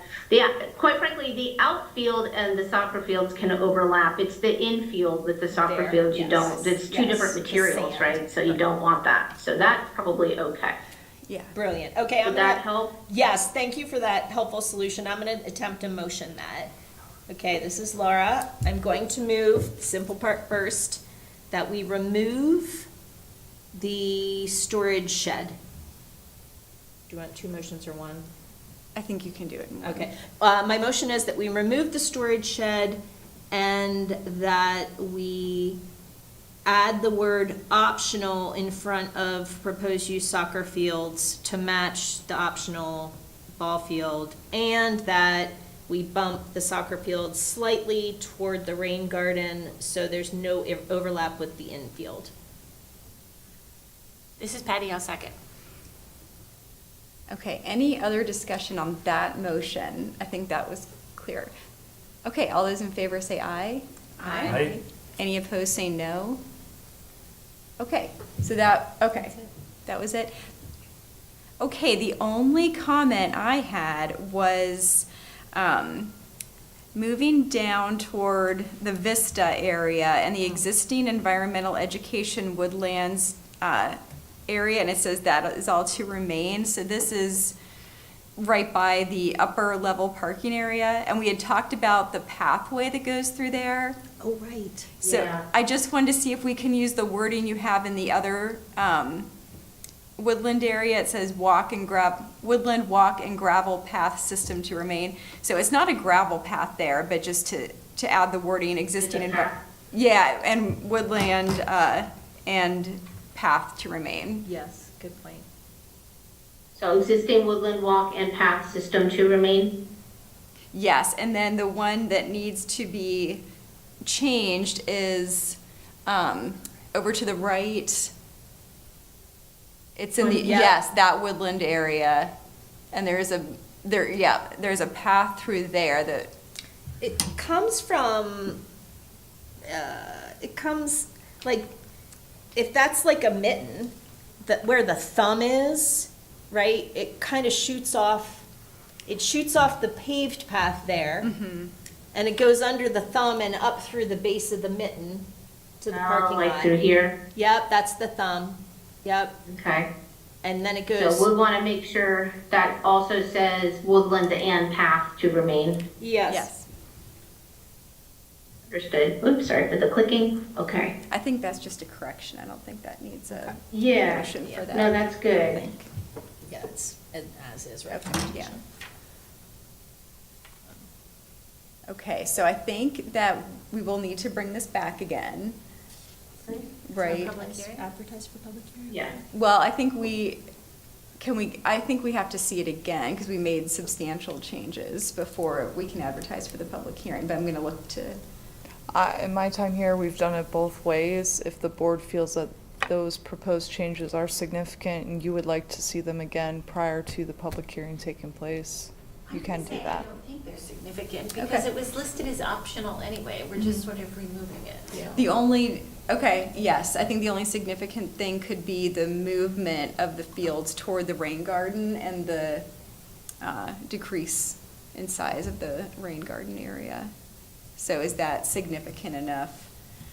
I tend to lean toward yes, it is. Okay. It's not an ordinance or anything like that. Okay. It's up to you. I think really truly it's like up to the board, like as long as we feel like we're aligned and that the public would be okay with that we don't need an extra step before public hearing, I think we could move forward if, but totally out of caution. Right. Can- Well, we're not removing anything. In We're not fact, removing we're actually anything. going to retain We're something. retaining So, in that respect, I think Yeah. it's. Yeah, we're not doing any, now, if we propose to remove those soccer fields, we'd want to do that. Right, yeah, so I think this, I mean, I don't know, I'm looking over, because if we have to my question too is that if we need to bring the consultant back, if there's, a condition with how many board meetings the consultant would be at, so we'd be adding an additional one then, that may not be already Yeah. provided for, so that'd be my hesitation. So why don't we do this? Why don't we, do a motion to authorize the public hearing, and then we have a date there for March 21st. If something happens and we have to change that, we will, and we'll see it again in that. So, but it seems like there's potential to be able, I'm looking at Mr. Progar here, you think that's, Yeah, I don't, it's not adding or truly removing a substantial feature, so I think you can go that way. And if something were to come up that we weren't sure on, then we could always bump it down the line, I think. thank you. Okay, well, let's do that then. I think that makes sense. So let's go ahead and take a motion. I, Laura, move that the Board of Supervisors authorize a public hearing on the draft Bearbrook Park Master Plan for March 21st, 2023. Okay, second. This is Patty, I'll second. Okay, any other discussion on this item? Just thank you so much, James, Ms. Strickland, Jennifer, your guidance on that. I'm so happy with how this is looking. I think we've really had some constructive discussions too about it. So this is great. Okay, if there's no other Thank discussion. you. thanks. Can Oh, go I ahead. just say, I Yes. don't know if anyone can see it. Is Omari Patterson, I see a hand up. Can Oh, anyone I'm else sorry. see that? Oh, because the screen I sharing. didn't want to, I see that, and I didn't want to overlook that if there were other comments. Thank you so much. Okay, I can see it. Thank you. Omari, if you had a comment, you could go ahead and share that now. Oh, hi, everybody. Thanks for allowing me. I was just curious about, like, all these kind of little minutia things that are happening right now. Would they be set in stone for kind of implementation or kind of the actual plans to do some of this stuff would kind of, that would be a whole new proposal and approval process. Yes, this is a Okay. guiding document. This is an overview master plan. It acts as a visual roadmap for elements that are proposed based on the results of multiple public input events and a big report that we pulled together and parks assessments and things like that. So it's trying to reflect the input that we have heard, and no one is beholden to implement it. And then if the township and the supervisors decide one day to implement part of this plan, it would go through a whole new process of funding and bidding and detailed engineering design, and further decisions could be made at that point. So this is a guide. This is a visual guide for now. So 30 feet left, 20 feet, 10 feet right, doesn't matter. No, unless I see a soccer field lands on top of the parking lot, that's something. But yeah, these sorts of changes right now do not, in my professional opinion, do not necessarily represent a big problem or a big challenge to the master site plan or its future development, whichever way the governing body wishes to go down the line. So, does that answer your question? It does. Thank you so much. Thank you very much. Great question and great answer. Appreciate that. Thank you. Thank you. Okay. Any other discussion? We have a motion and a second. So all those in favor, please say aye. Aye. Any opposed, say no. Okay, all right, thank you. Thank you so much, Ms. Strickland. Really appreciate it. Again, Thank you very much. Likewise. Have a great evening. thank you. Okay, next up is the consent agenda with a number of items on it. Anyone care to pull any of the items for discussion? And if not, I'll take a motion to approve. So moved by Laura. Second, Patty. Okay, all those in favor, please say aye. Aye. Aye. Any opposed, say no. Okay, thank you. Next up is the award for contract 2020-C4 Suburban Park Project presented by Mr. Bonricker. Good evening again. Bids were open publicly for contract 2020 C4 Suburban Park Phase 1 on Tuesday, February 21st. We had a lot of interest in this contract. 27 contractors requested plan sets. Of those, we did receive 7 bids, and thankfully, 2 of those bids were below the engineer's estimate for the work and the budget, which was $881,600. Recommending that the Board of Supervisors award the contract 2020 C4 Suburban Park Phase 1 to LandServ Inc. for a total of $796,613.09. Thank you. Does anyone like to make a motion? Yes, Jeremy, move that we adopt a motion as stated by the Director of Public Works. This is Patty, I'll second. Okay, any discussion? Just glad, Yeah. delighted to see that many bids. It That's helps. awesome. Sometimes it's kind of like, when you only see 1 or 2 bids, but nice to see that this was a very competitive project. so. Yeah. So floodplain restoration is exciting for people. That's really exciting for me. Do we want to go back to the Fairbrook plan? Just kidding. That's great, thank you. Thank you. Okay, we have a Yes. motion and a second. Go ahead, Dave. I was just going to point of order you for. Do it, do it. All right, if there's no other comment, all those in favor, please say aye. Aye. Any opposed, say no. Okay, thank you. Thanks, Dave. Thank you. Okay, up next is consideration by the board for recommendation from Pine Grove Mills Small Area Plan Advisory Committee to amend the zoning map, and we'll go to Ms. Wargo. All right, thank you. Provided in the agenda is a draft zoning map amendment to the Pine Grove Mills alteration. I So see. that shared parking, I mean, we've identified a few. Oh, shared parking, great. Yeah, Mhm. of our ordinances that we will need to look at closer for the text amendments. Okay. Yeah. Thank you, Yes. because that's really kind of where I was going with that, and I would have said it in a much less coherent way, so thank you for it. Yes. So everything she said, okay, so why does that matter right now? We're looking at a map. Because, when we did our zoning rewrite, we did the uses and the dimensions first, and then we did the map. And I kind of struggled with that at the time, because I really wanted to get that map. But like now I really understand why, because when I then look at the proposed map changes and the current problems that we are experiencing in Pine Grove Mills, when I look at where a lot of that wants to expand to, we're not having problems there. We have residential people there that are very happy there.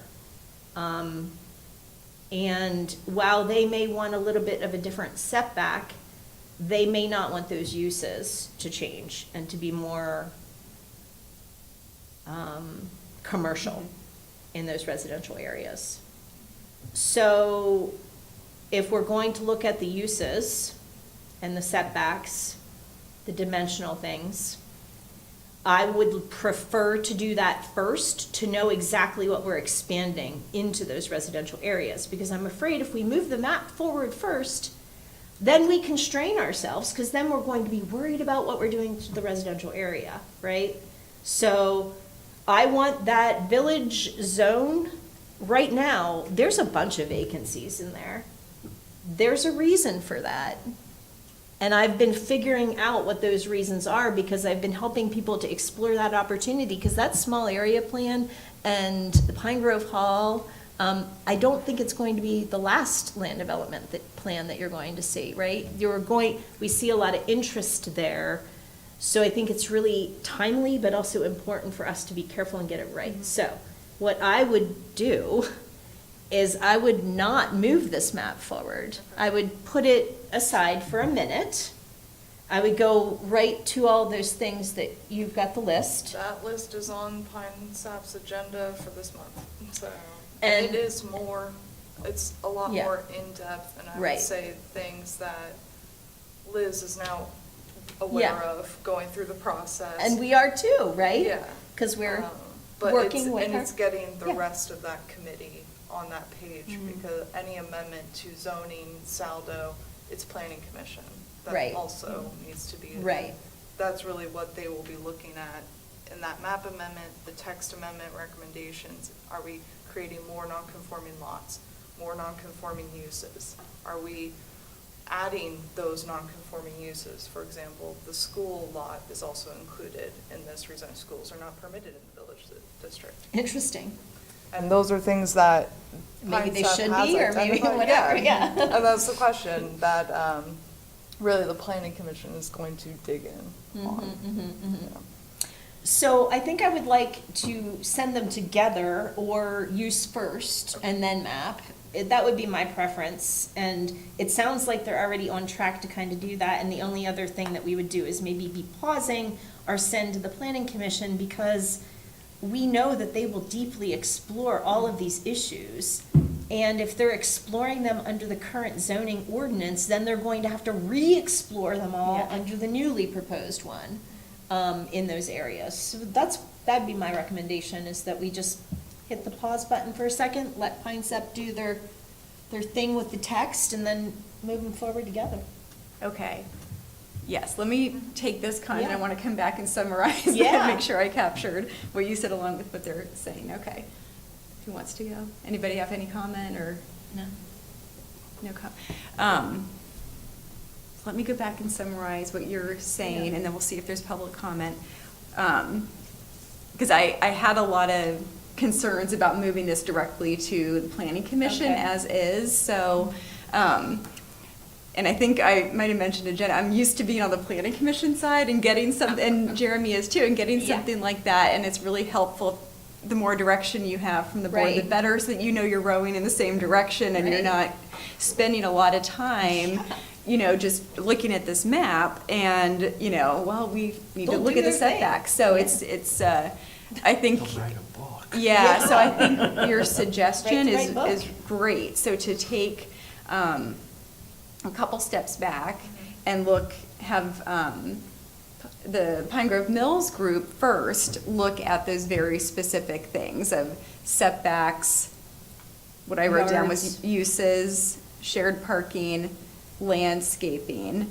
And I would add to that historic preservation, because one thing that's included in there is the cemetery and the old cemetery and the churches. So that's also in the plan, is to incorporate whatever type of, registration or preservation ordinance can be created under the MPC in that area, so that if the churches are sold and repurposed, we can have a chance at preserving them and encouraging reuse. So, like down the road, and I don't know if the other old, the Purple Church is repurposed now, so that it is residential, and the facade was maintained. So I think, that is, also something to explore. Anyway, so I would add that to the list, historic preservation.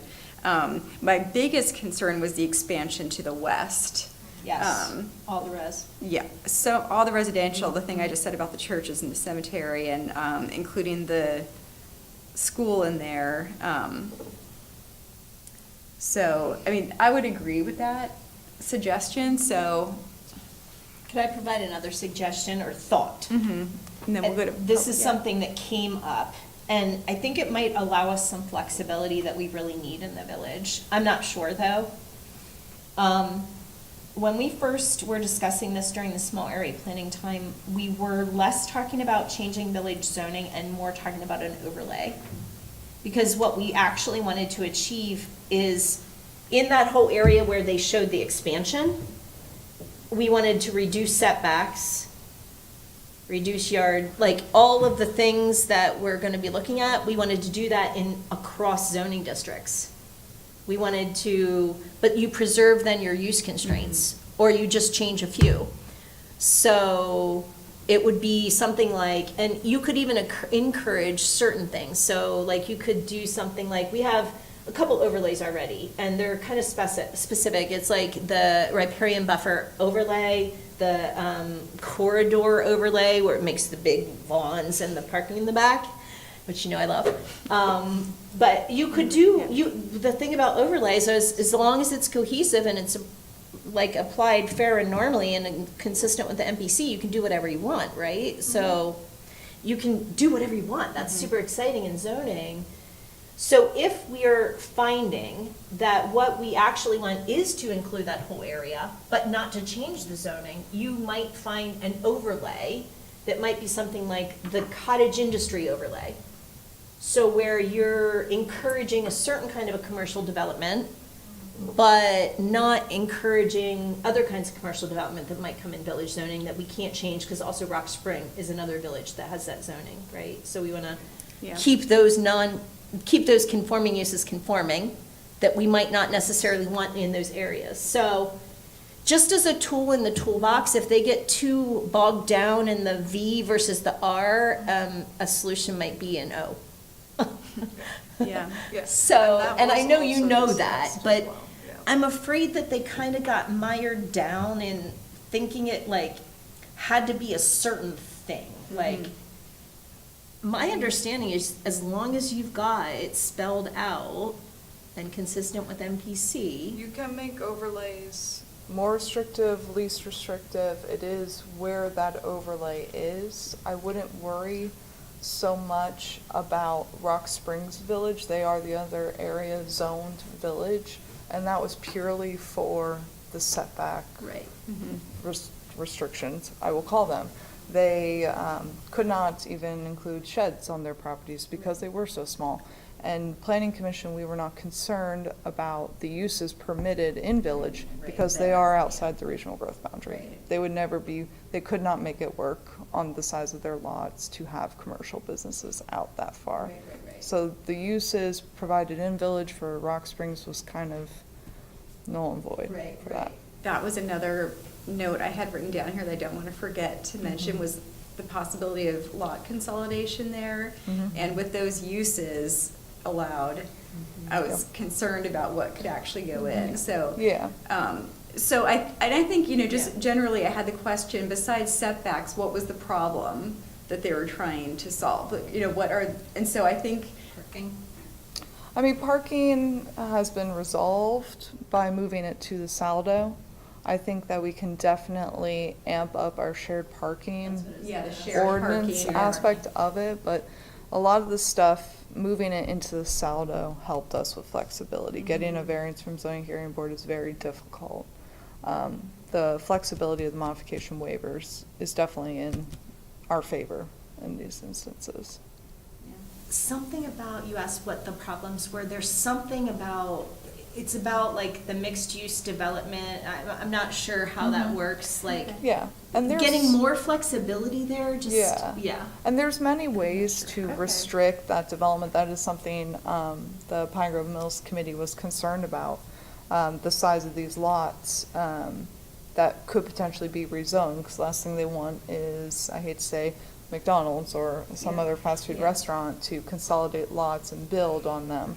So a way to control that is amending our district quick and having those minimum lot sizes. So we Right. would not permit consolidation if it was going to create lots of a certain size. So that's also something we're looking at in Terrace Streetscape District as well. Complexity. How That's to mind-boggling. try to control the commercial development while retaining that Right. neighborhood pedestrian type of feel. Right, and that's how other communities have done it. So Yes. if you require a development to maintain the facade of something, you'll keep a certain character to that, village area, because a lot of corporations won't move into a place they can't. Because they have their yellow lights They and they're can't this, that, and they're that. brand as they want to. Yeah. So we were really, in those early meetings of Pine Grove Mills Small Area Plan, really looking a lot at that, but, so I agree with this idea. So let's take public comment if there's any, and then we'll come back and craft a motion around this. So, so if you have if you could come up to the podium and just state your name and your township of residence. I'm sorry, I didn't do that. when Hi Mr. guys, Powers Armin was- Sahakian, Ferguson Township. Hi. This kind of came, you guys had, I've been in front of the board for probably well over 10, 12 years, looking at different concepts for, I don't want to say rezoning. We've looked at PRDs for parts of Hillside. About 3 years ago, when I came back for rezoning, Dave Probilka said, hey, you're trying to do this, and the Pine Grove Mills Committee is trying to do the same thing.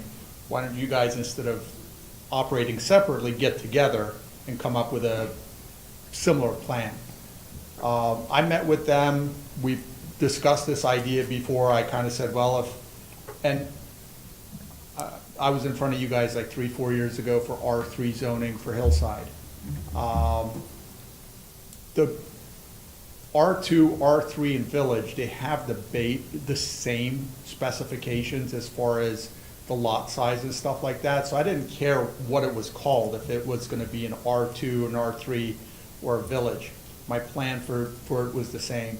But Loris, now that you said that, I hadn't really thought about, and I understand, like, when you rezone something, you're giving these like implicit rights to that property. I'm a numbers person, maybe just looking at way too common sense. I looked at it and I said, I didn't think that anybody would come and want to redevelop. My impression of when the Pine Grove Mills Committee wanted to rezone it for Village was not for the development, but for the use aspect of it, to be able to use a house as a coffee shop. Jenna, is that allowed in R1 currently, or? Mixed use is only permitted in Village and commercial, I'd say right now. Okay. So my thought was similar to what I've seen at Lamont, is the old houses, manors and things like that have been turned into a different use. Similar to kind of like Pine Hall, where Liz lives upstairs and then she's got the restaurant downstairs. I never really thought that someone would come and want to redevelop that. So that does make sense what you're saying. If someone were to come and try and redevelop that, I think the only logical way, the only even practical way to do that would be to get a bunch of houses, because just if you knock over one place, you're going to be very, very restricted, not only in the size, but cost-wise too, to do anything there. So that kind of makes sense. Let me ask you guys this. I mean, and I've been kind of going along on this track of rezoning together. Do you guys care if Pine Grove does their rezoning and I come in for my properties separately? I mean, it just, the reason for me, again, common sense, I'm thinking you'd rather be able to lay out all the rezonings at one time rather than piecemeal. Well, I think what we're talking about here is sending this Right. concept to Planning Commission. So anything other than that would be a separate conversation. So I think this, if you had a comment you wanted to share on And again, this, I think you have about 1 minute left, so. if And you I had don't any- know if they are only going to look at what the committee, the Pine Grove Committee has laid out. Or can I come in and say to Planning Commission, hey, they've got this, I'd like to join and put my parcels together, or just because this is their packet or proposal, and that's all it is, Right, they will. and I'm not in it, then let it go. Right. And come in on my own track. Right. If and when Planning Commission would see this, they would probably have time for public comment at that point. But if you have a specific question, I'd direct you to get in touch with the Planning and Zoning Department. Okay. So, thank you. Also, Okay. at any time, that Planning and Zoning Department is right here, but at any time, any person who's a landowner can request any kind of a zoning. Any zoning change. amendment, then it hits the board's agenda first, and then it's decided at the board level whether that's going to be referred to Okay. whatever ABC it is. Okay. Eventually, it's got to get through Planning Commission. I will say Planning And Commission. again, that was my initial concept, and maybe rightly or wrongly, when Dave Probolka said, why don't you work with them? I kind of figured it would be better as one. Yeah, and I would, encourage you to attend the Pine Grove Mills Small Area Plan Committees or the Planning Commission should they view this or at any time, and just get in touch with Planning and Zoning if you have a specific question. But at this point, we're going to move on from this, so. Cool. Thank you. Thanks, guys. Thank you. Thank you. Okay, so I think we have an idea of how to craft a motion here. Yes. Okay, yes, the agenda won't help me. I have to use my own mind. All right. I, Laura, move that the Board of Supervisors do not, at this current time, refer the zoning map amendment to the Planning Commission, but to put it on hold while the Pine Grove Mill Small Area Planning Committee reviews the text amendment needs, to provide us with a recommendation to move them both forward to the Planning Commission at the same time if we do choose at that time. That's the longest motion in history. This is Patty, and I will second that longest motion in history. It's not as long as some COG motions, though. I think that was a clear motion, could because even it's do it. not, well, I think it doesn't hold the board to anything. It sends it back to the hands of Pine Grove Mills Small Area Plan Committee, where they're gonna look at, and I have a little list of the things that we talked about that I can, list later to, I had, like I said, uses, setbacks, shared parking, historic preservation, and landscaping. Those are the items that I had jotted down, so for the committee to specifically look at. Mixed-use allowances Mixed use. galore. Lot consolidation, yeah, the list is growing. But I think those are specifics that, so I think she's captured it all, so, okay. Anything? Thank you for clarifying. Yeah, I think Yeah. this is helpful, and it's a Yeah. very clear way to direct Right. them, so that they have an Right. idea of what they're being asked to do, Right. too. Right. So, okay, so we have a motion and a second. There's no other discussion. All those in favor say aye. Aye. Any opposed, say no. Okay, all right, thank you. Thanks for that motion. Thanks for all of that.